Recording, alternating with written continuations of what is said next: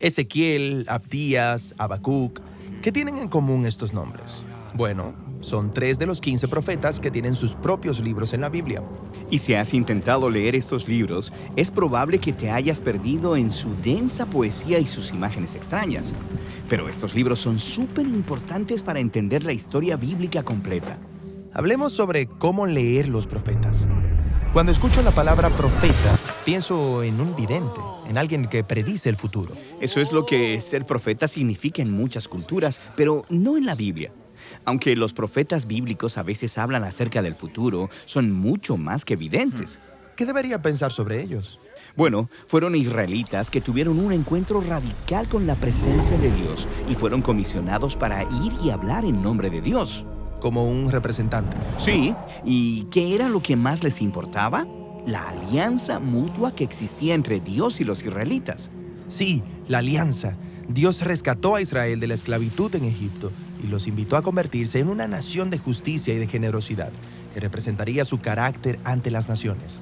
Y entonces, esta alianza requería que todos los israelitas entregaran su confianza y lealtad solamente a Dios. En la Biblia, esta alianza se llama el pacto. Pero los líderes, los sacerdotes, los reyes, desviaron a Israel y quebrantaron el pacto. Así que aquí es donde los profetas llegaron para recordar a Israel de su papel en la alianza, y lo hicieron de 3 maneras.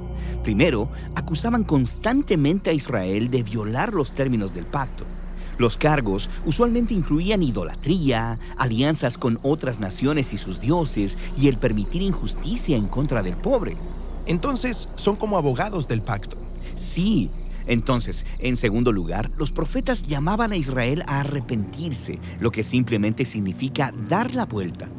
Ellos hablaban de la justicia de Dios para perdonarlos, si simplemente confesaban y cambiaban su camino. Pero Israel y sus líderes no cambiaron. Las cosas fueron de mal en peor. Y entonces, eso nos lleva a la tercera manera en que los profetas enfatizaron el pacto.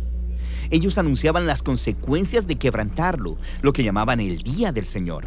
Ah, sí, el Apocalipsis, visiones del fin del mundo. Bueno, algo así.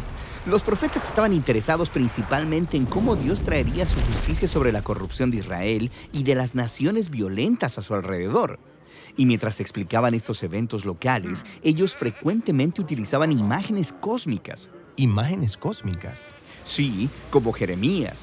Él describió el exilio de los israelitas a Babilonia como el desmoronamiento de la creación misma.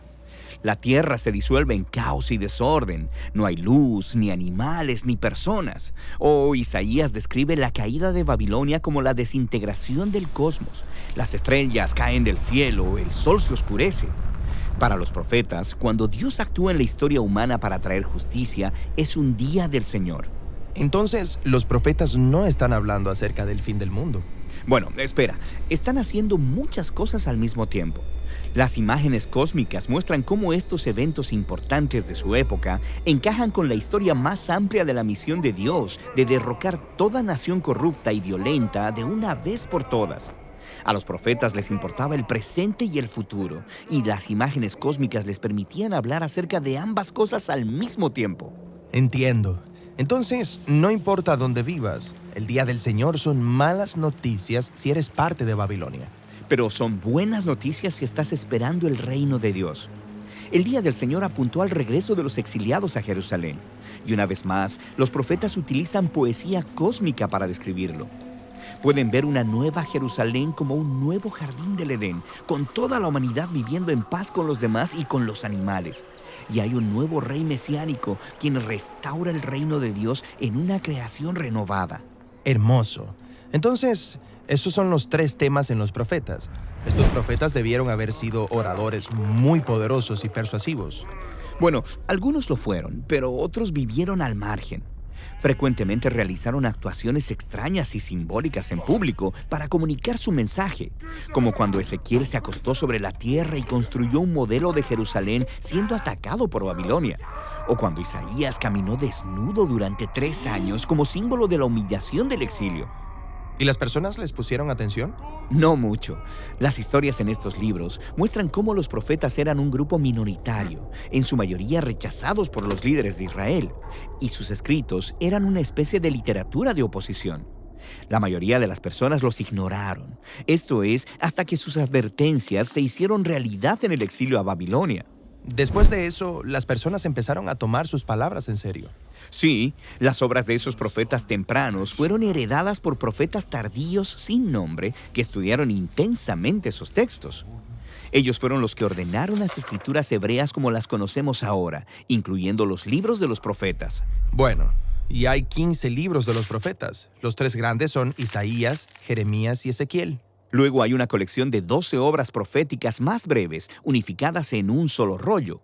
Y en cada uno de esos libros leerás historias acerca de los profetas y sus poemas y visiones, todas arregladas para mostrar el significado cósmico de la historia de Israel, cómo Dios transformará su historia trágica de fracaso y exilio. En una historia de esperanza y restauración para todas las naciones.